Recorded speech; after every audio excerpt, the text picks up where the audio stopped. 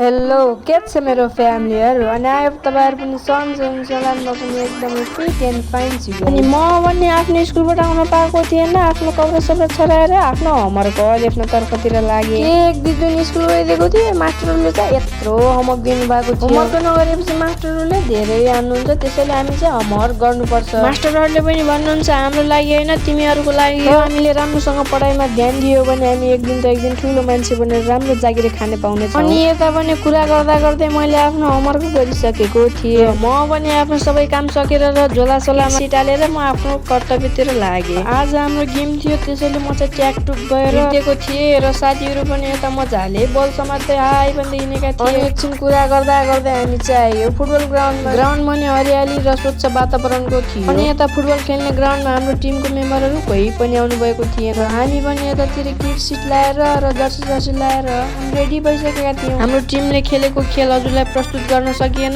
त्यसैले हजुरले माइन्ड नगर्दिनु होला फाइनली भने चाहिँ हामीले जितिसकेका थियौं अनि यता पनि सबैले किट सिट छराएर झोला सोला बिरेर हामी चाहिँ आफ्नो घर आउन तर्फतिर लाग्यौं के म घर आउन पाएको थिएन मम्मीले चाहिँ भात बसल भनेर म चाहिँ भात बसाल्न तर्फतिर लागे चामललाई मजाले धोइ पखाली गरेर मैले चाहिँ खाना बसाउन तर्फतिर लागे अनि मैले चाहिँ ग्यासमा लाइटर ल्याएको बालेर मैले चाहिँ खाना बसाइदिहालेँ भिडियो मन परेमा लाइक र सब्स्क्राइब गर्न नभुल्नु होला आजको भ्लग यति नै बाइ बाइ।